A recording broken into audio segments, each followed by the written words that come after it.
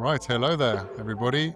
Welcome back to the London Food Network podcast. I'm Sebastian Candelon, your host, and this show is proudly sponsored by Embrace AI Consultancy, where we help food, drink, and hospitality businesses scale smarter with strategic automation. So today I'm joined by Jaaz Vega from Symphony No. 3, Rum, all the way from the States, and well, I don't know about everybody else, but I'm super excited to hear about your story, Jaaz. It's been wonderful to meet you just today, and we've managed to jump on a podcast already. So, yeah, let's do this. So, Jaaz, tell us, rum. What's the history? How did you get into it? Well, first of all, thank you so much for having me. I appreciate it. A little bit of history of myself. I've been in the industry for 18 years, and love everything about it. I started off at Soho House. My career was, coming up as a busser, barback, growing into the role, and becoming the purchasing manager of Soho House at a young age. Then I went to Southern Wine and Spirits. I worked for a couple brands, and I got a call one day from the Bacardi family to work for a brand in Puerto Rico called Barralito, and I fell in love with everything about rum and immersed myself with the rum culture. And I decided about 5 years ago to really learn more about it. And 4 years ago, I called up some friends and we invested some money, put some money together, and here we are. Today actually marks 4 years to the month that we've been operational, and so Wow, it's an amazing. big day, man. Congrats. Yeah, yeah, amazing feat. October 1st was a monumental day for us. So super thankful to still be alive in this current landscape, and with tariffs and this and that, and we're just continuing to thrive. So Symphony's kind of like a pun on my name, Jazz Symphony, the three guys that started it. So Symphony number three. Okay, that's a good tie into the name, isn't it? Nice, man. And Yeah, your name's awesome. I mean, what a cool name, Jaaz Vega. That's thank you. like we were talking about before. That's destined to make a name for himself. You're gonna see that name pasted everywhere, somewhere. Thank you so much. I hope so. One day, one day. So tell me about the kind of beginnings, because to make a big jump from working for other alcohol companies to starting your own is a significant jump. I'm sure at the time maybe it didn't seem like that much of a jump, but for sure once you started out, you probably had some challenges. You've probably had some good wins. You've probably had some blood, sweat, and tear moments. So what pushed you in the end to get on with it? Yeah, to be totally honest with you, we started this process before COVID. When we launched, it was COVID. So it was like the craziest, I don't want to even say first month. I would say first, 16 months of really navigating through that. I came from the restaurant industry where you really build a brand on premise. And all my friends are out of jobs, or New York is in turmoil. I'm sure the whole world, but New York was just like every restaurant was closing, within 2 weeks. So that was the biggest challenge for us. But, I always believe that if you build a brand the right way, the organic way, word of mouth, it spreads. And luckily we stood alive. But looking back, I could never do a pandemic ever again. It was just insane, but we learned a lot about building, our e-commerce. Ooh, look, my headphones. Building our e-commerce and really like building the off-premise and doing a lot of tastings and doing a lot of events where we feel like that's where the consumer really during that time was at. Those Grubhubs, DoorDash, Uber Eats, they're Oh yeah. very vital, very, very vital for us. So I'm super thankful that we learned a lot of e-commerce because I really didn't know too much. Being from on-premise, being from restaurants, I had to really learn that overnight. But it was a great, great learning time for me and of course the team because the world was ever changing during that moment. Yeah, man. I mean, incredible to be starting a business at that time. I tell you what, to have started it then and you're still standing now, that's got to be the best kind of bulletproofing of a business ever, right? The kind of training and the grit you had to develop to get through it all and still be thriving now. I mean, I'm not gonna lie to you. There were moments where you're just like, oh man, did I bite off more than I could chew? Did I do Oh this? yeah. Time is against me, and whatnot. We just stood strong. We stood lean. We kept the business afloat. Even to this day, there's always challenges, but I think that when you have a good team around you that speak positive and affirmations and and we're gonna get through this together. That's what Yeah. really got us to where we are today. And we're still a small company. We still rely heavily on word of mouth. During that time was excruciating. Just every day, how are we going to continue to build this? It's really the people behind Symphony that I'm super thankful for. That's amazing. What was your kind of, now that we're talking about these kind of pain points and challenges, what was your, we discussed this earlier, every business has at the very least one big kind of what the hell am I doing moments, and then we push through and we get to the other side. What was your kind of, what sticks out in your mind? I mean, apart from COVID, obviously, overall, but was there any particular instances where you did think, you know what, this is just too much. Let's close this Yeah, down and do something else. Yeah, I think a big thing was, a lot of brands, a lot of alcohol brands, they flood the market with marketing campaigns with, a lot of dollars. And, we're doing this on a scale where it's a lot of friends and family. And a lot of people are really going out there and rolling up their sleeves and, doing it like that. And it's challenging when you're going against, your LVMHs of the world, Mm, your Constellations, where, their marketing budget is so insane that you can't yeah, compete. yeah. And it gets daunting at times because you're like, you can't you can't continue to play these games. But what I've learned is that people love storytelling and people love, the little guy, and they love to help.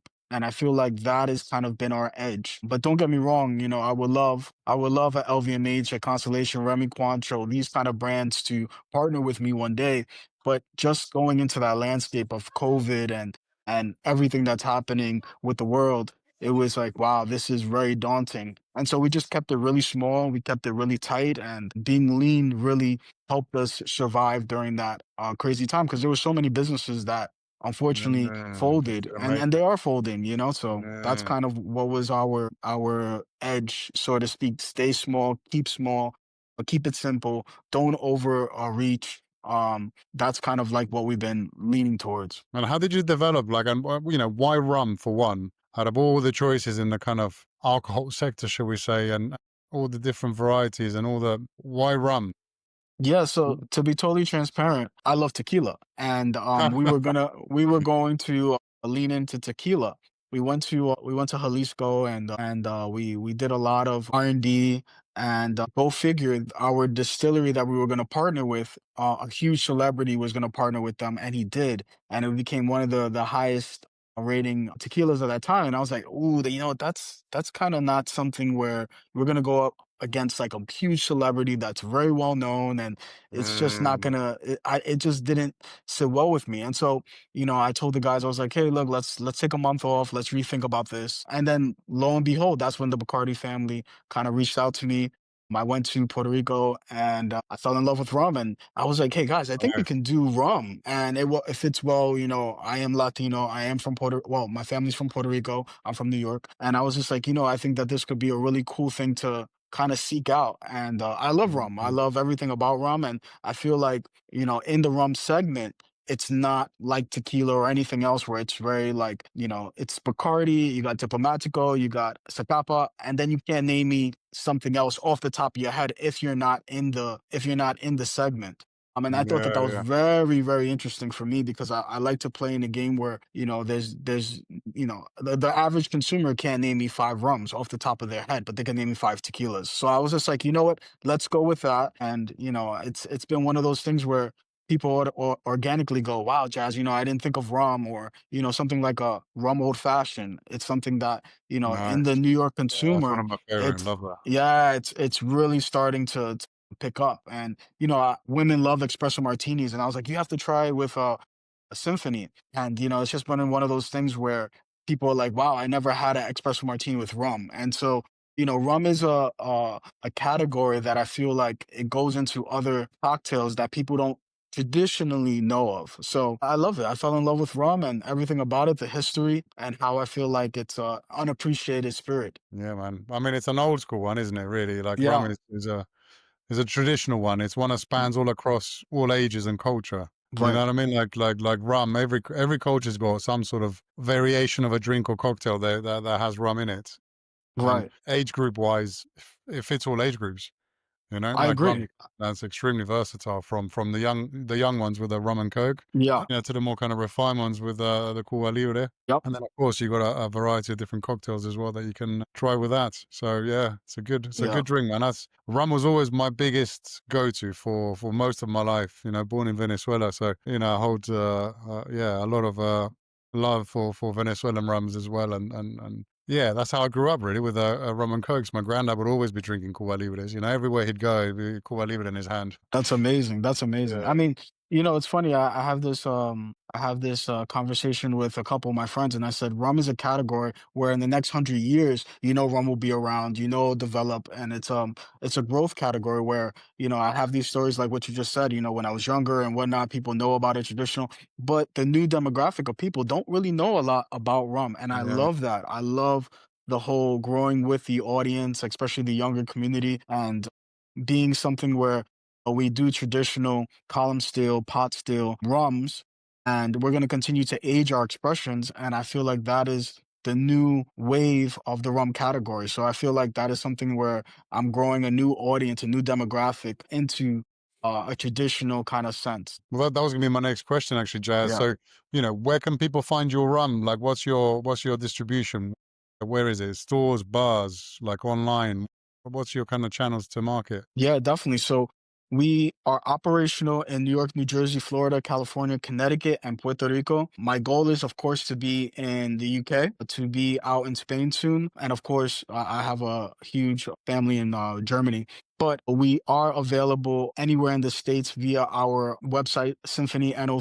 But stay tuned. We are going to be in the UK soon. That is definitely a big Nice. goal for me. Top of Oh the man, year. let me know as soon as you are. Yeah, yeah, definitely. I Absolutely. mean, I have my story goes very well because I am from the Soho House, and Soho House started in London. So I want to build it. In the top of the year, I was actually very heavily in London. So, I definitely want to have the brand available there for sure. Yes, man. Well, listen, if I Yeah, can help in any way at all and make any I introductions, you appreciate you. let me know. I I can dig in appreciate my you. little diary, my little black book, and see if there's anyone there that can get you going for sure. And I'm gonna take you up on that for sure. yeah, do it, man. And at the very least, let's enjoy a rum together. For sure, for sure, for sure. Cool. And tell me, because like I did a podcast with another fella, and he's doing organic vodka, and I didn't realize this, right? Because everybody thinks of America as this kind of like free marketplace. Everything's so easy to get to market and distribution. And anyway, he told me something that I never actually realized was the case, and to me it seems so restrictive and must be so difficult. But yeah, so apparently each state in America, you can't actually sell directly to your end user. You've got to use distribution, and you can Yeah. only have one assigned distributor per state. Yeah, Crazy. it's really, really tough. So, we are based headquartered in New York, and the liquor laws are totally tough and in New York rather than in New Jersey, which is, a 15-20 minute drive. And then it's totally different in Florida. So, every state operates its own way, and there's some states that don't even have the same distributors. Luckily, because I used to work for Southern Wine and Spirits, we are with Southern in New York, but it is a three-tier where you have to go through a distributor to then go to the consumer or the customer or offer on premise to do your sales. And I know in London it's very direct. You can just go to a bar, you can, Yeah. make the sale, you can make the transaction. I wish it was like that, but Yeah. unfortunately in Yeah. the Here you States can it's just a fill up your truck and go driving around yourself. I wish it was that easy. But, I always tell everyone, Symphony did it the hardest way, every Yeah, way right. possible. And just economic challenges, going through three-tier system. And I feel like that kind of was a blessing in disguise looking back as we gained a lot of knowledge to build a brand so that when we do go to Europe or the UK, we can go, wow, this is a easier transition. Yeah, right. Exactly. You've kind of gone through the worst, isn't it? Everything Right. should be a walk in the park now for you. I hope so. I mean, but there's always challenges looming. That is a Absolutely, man. It's what makes us stronger at the end of the day, man. Every time we fall down and get up again, we're stronger for it. So for long as we sure. learn the lessons along the way, then it's all good. It's all good. For sure. For sure. And what's your kind of so you've touched on kind of distribution into Spain, the UK, Germany. What's your kind of ultimate dream?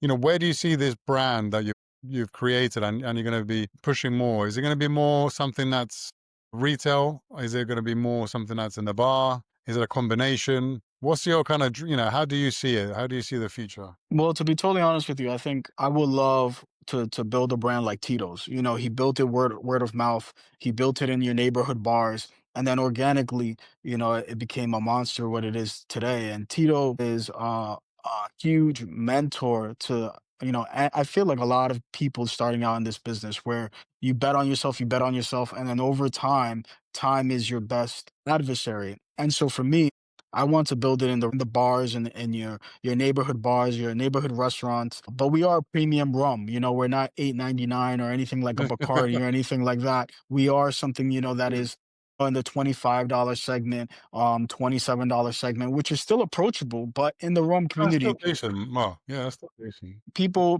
automatically think, rum is like, $10, 10.99. And I'm like, well, Yeah. Bacardi's been around for 130 years. I'm sure that they have that price point on lock. But for us, we think that the best thing is to really gather that community of bartenders, gather that community of influencers in the right industry, in the right bar community. And then over time, we want to be, hopefully, known as, a bartender's handshake, for lack of a better word. When you go to a bar and you go, oh wow, I saw Symphony in the back bar. That is our end goal, to be anywhere in this world. I have a thing for Spain. I would love to be in Valencia and see Nice. Symphony behind the bar, because that Nice. is something that's very near to me. London, I was in Shoreditch. I have this thing of I want to be in Shoreditch at a neighborhood bar. And then, if they go, where can I buy it? It's at your corner liquor store. So, I know that this happens over time, and I don't want to bite more than I can chew, but that, I think, is the definition of success to me. I don't care to be everywhere. I just care to be at the right places and build on that. Nice one. And that's been something that we've learned a lot with Symphony early on. We wanted to be everywhere, every cool place, every cool bar, and then we had to scale back and go, no, we have to look at this strategically and build where we can and build up. And so that's kind of like, I guess, what definition of success is for Symphony. Well, I think that's a beautiful way to put it, to be honest. And it's almost at the same time, like sometimes not having the supply everywhere kind of creates more demand, isn't it? You know what I mean? Like sometimes when you're too visible and too available, it almost kind of like works against you a little bit. It's like you want to build it up slowly enough so that we create this kind of people really actively trying to find you. Not just expecting it, but they want to find you, and get to a place like that. That'd be quite nice as well. People are selecting where they go and drink to try and find your drink. Yeah, I think what we've learned in New York as a sample size is early on, I wanted to be at every cool bar. And then I was just like, wow, like there's no longevity in that. We have to build a brand in the places that want us. And then when over time, those bartenders go to other places and then, they suggest, Yeah. hey, have you have Symphony? And I always tell everybody that the bartender is the biggest advocate for the brand. They're the ones that opened the doors for us. And to be totally honest with you, we got Yankee Stadium because of a bartender that is now one of my closest friends. And he Wow. advocated for us for 2 years. And we finally got on the cocktail menu in the steakhouse. Right. And I always tell people, I would never, ever, I'm a kid from the Bronx, from New York City. I would never have thought that, Symphony would be at Yankee Stadium, my hometown baseball team. And I have to owe it all. I owe it all to Nelson, who was the bartender that really advocated and he believed, because we are a small brand, and to have that kind of opportunity, it really is owed to the people that believe in what we're building. And so, I can't, especially since it's 4 years today, I can't underestimate the power of word of mouth. That's incredible. And that leads me Yeah. to my next kind of question, actually, because I always Yeah. try and ask my guests is what is your kind of what moments, what mountaintop moments have you had where you've just realized just how incredible achievements you've made, or like, it could be what's your biggest win? What's the thing that drives you forward every day? Yeah, I always tell people it's not one specific thing. It's just a culmination of things that just fall into place for me. Early on, um, it was daunting, going through COVID and whatnot. And then you have glimpses of people going, hey, I was out with my family the other day. We were at the bar, we saw Symphony, we all had a shot. Nice. That to me is something. Or, you go to Yankee Stadium and you go, Jazz, I can't believe that that I saw Symphony on the cocktail menu. That to me is something. Or, I think it was Thanksgiving of last year, one of my good friends gave everybody in his family from our website a bottle for Thanksgiving. And those are the little things that keep me going. Those are the things That's that a humble success yeah, story. yeah, that are like, wow, like we were moments for people. And I feel like that to me is amazing. I can never compare one to another. It's just culmination of small moments that add up. I'll give you a perfect example. I had a photographer work with the brand. She's very young in her space. And I was like, let's go to Yankee Stadium or whatever. And we went to Yankee Stadium and seeing her take pictures of the brand was another like, wow, we're doing this in my hometown, for the Yankees. So little things that kind of add up, and they're like, wow, like Nice. I can never think that these were in the cards this young as a brand, doing Fashion Week and all these little things that, my friend, he's also one of the partners. He had a call from the Brooklyn Borough president, and he was like, Jazz, you're never gonna believe this, but Kid Super, he's a big person in the fashion industry. He wants to partner with Symphony Wow. and do it for Brooklyn and whatnot. They're gonna let us be a sponsor, doing that. And Blue Note Festival, which is huge, it goes well with my name. They're a huge jazz festival. Oh, We nice. just finished it. And it was over 3 days in Napa Valley, and seeing Symphony being poured out with, over 16,000 people, was something very touching for me.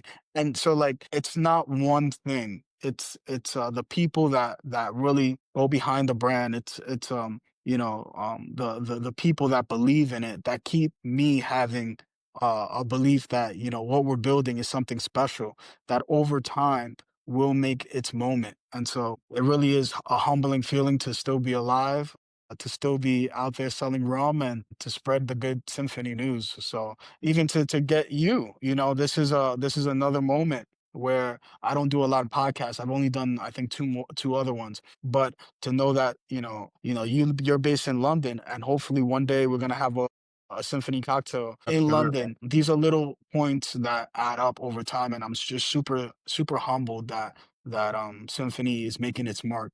So And tell me, like, so, the story is incredible, and I'm sure you communicate that very well on your social media channels. But back to business now. How do you find customers then? Because I'm trying to think of this dynamic in the States where you've got the distributors and all the rest of it. So, I mean, do you still do the outreach yourself? Do you have to depend on the distributor to sell it for you? Like, how does that work? How do you find people in this case? And can he drop samples off? Like, so long as you're not selling something, surely you can drop samples off, right? And, yeah, so you're asking a lot of tough questions. So I would say for us, we're very active. We don't wait on anyone. We're very proactive. We go out there and we're building relationships all the time. I always tell people, the first and foremost, we're in a relationship business, and then we sell booze. We have to make sure that the people that we do business with, they're not one-time customers. They're repeat customers. They Yeah, want right. to build with us. So, a big thing for us is going out in the trade, whether that is your on or off premise. And if people don't know what on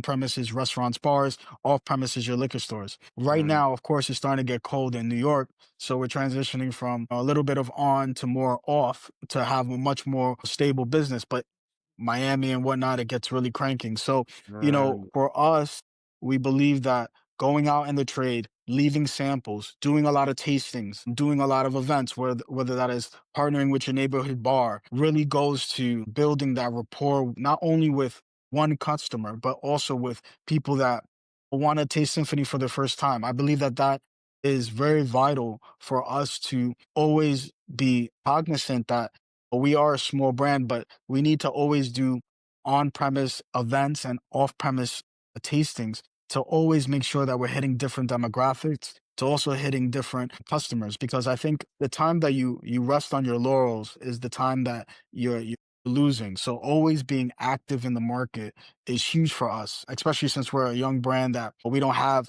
backing like an LVMH or anything, that we constantly need to innovate and be lean and be approachable, but also make impact. And I feel like that is something that is big for us. And what with the future? I mean, what are you going to do? You're going to keep like the current range you have, you're looking to maybe make some more flavors, like you're going to diversify even into something else? What's the kind of like plan behind that? Like, Yeah, so Yeah, so definitely, it was very by design that we kept a white and a 3-year aged in X rye barrels, and then we're going to continue to age our rum.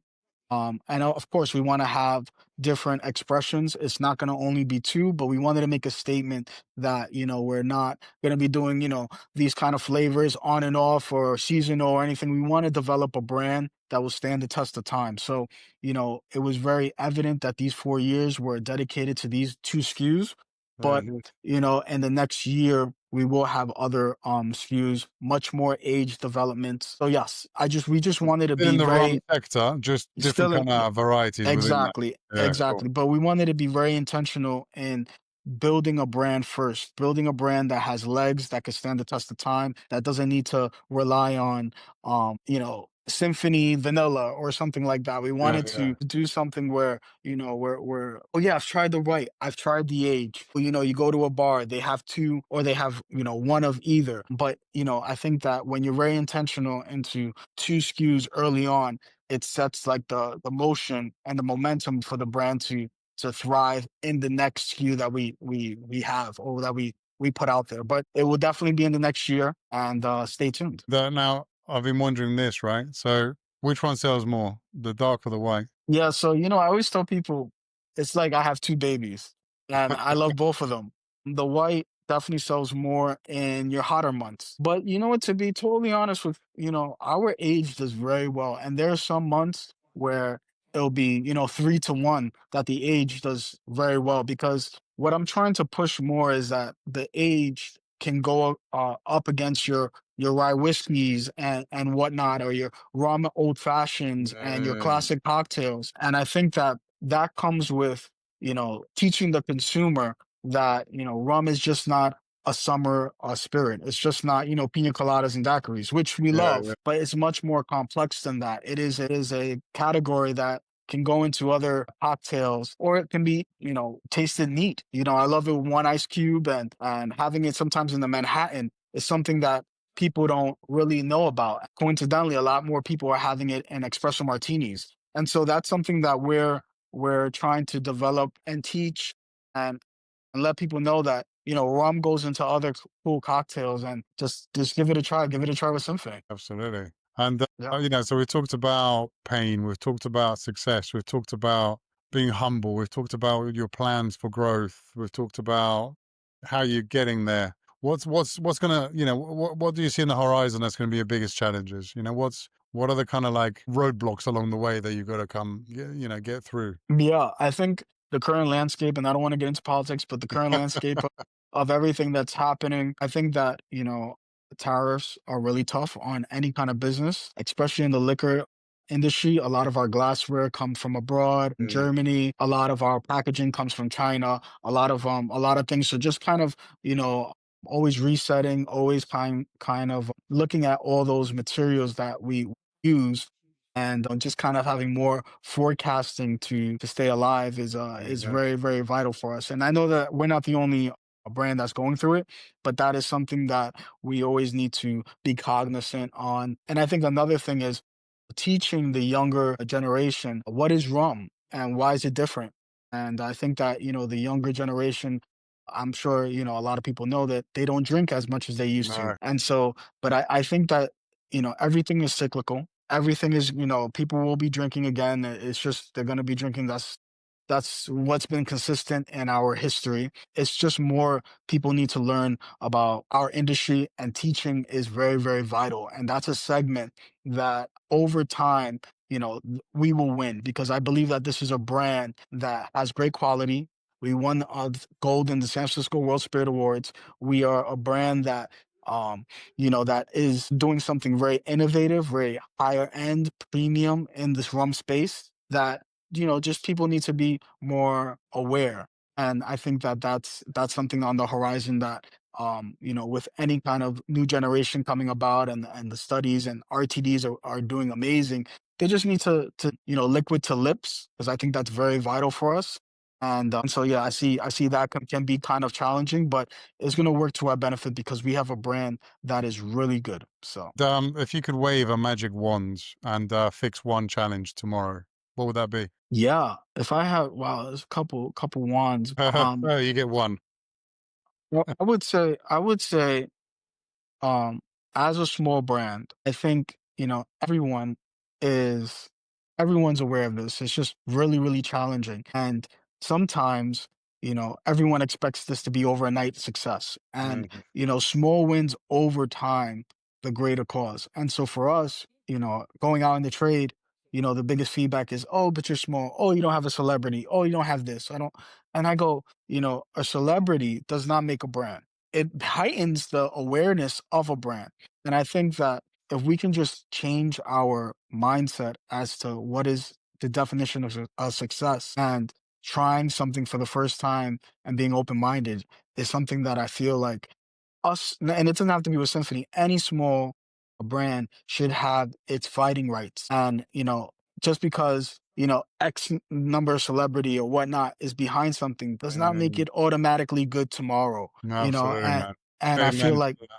Totally I feel like that is something where, as a small brand, and it doesn't have to be me, it doesn't have to be Symphony, it doesn't have to be, but I would love for all of us to, you know, do dry runs where you get two bottles of, X rum versus Symphony, or X tequila versus, the small guy, and blind test and going like, is this tasting better, or what's different? Because I feel like, that's a big hurdle, and it's just sad to hear, oh, but you don't have this celebrity. Oh, if you had that celebrity, you'll be everywhere. But Mm, that's probably not in our cards. Our cards is product. Our cards is word of mouth, and over time, we feel like, we will win. Because it's just brand building. But the case study, I feel, has been, a lot of celebrities are in the market and they're doing X Y Z. This is a fad that I feel like, the real brands stand the test of time, and yeah, that's right. something that I wish more people understood, that, we don't, people automatically are not just going to go out for a celebrity just for awareness. So, Nice, man. Well, look, Jazz, this has been a fantastic podcast again, man. I've learned a lot about rum and distribution, and I think your business is fantastic. And I really love the kind of stance you have about it. It's a kind of a very holistic approach. It's a very honest, transparent, and it's coming from the right place. It's not coming from the. You've not mentioned profit once, I don't think, in this whole yeah, thing. You've not mentioned even money, I don't think, once in yeah, this podcast. And yeah, I admire that a lot. I think the people that come into the food industry to make money, they're the ones that usually fail quickest because yeah, it's not an industry that is driven by money. It's an industry that's driven by passion at the end of the day, yeah. innovation, service, quality. And, if you start with a lot of money, of course, you can get there. But if all you have is yourself and your vision, then, that's what you need. You need to be able to approach the situation with this kind of perseverance and outlook on how to grow it properly and give it the right foundations it needs so that when it does grow, you got your feet firmly on the ground and you can sustain that. You know what's funny, Sebastian? And just to add what you were saying, when I was a barback or a busser and whatnot, working at Soho House, I saw early on in my career the general manager, amazing Frenchman, to this day we're great friends, busting a table. And I was like, wow, this man is busting a table because it was so busy. And it took me a couple of weeks to go up to him and go, man, I respect you so much. And he said something that was so profound to this day, that it impacted me in my career. He said, never, no matter what title I have, I'm never above, where I started, and I was a busser as well. And that was something that, no matter how much money you have, no matter what, the product in that space was Soul House, comes before any title. And it just impacted me, and to this day, I always look at that as to, always put out something that you value, and don't always think of money.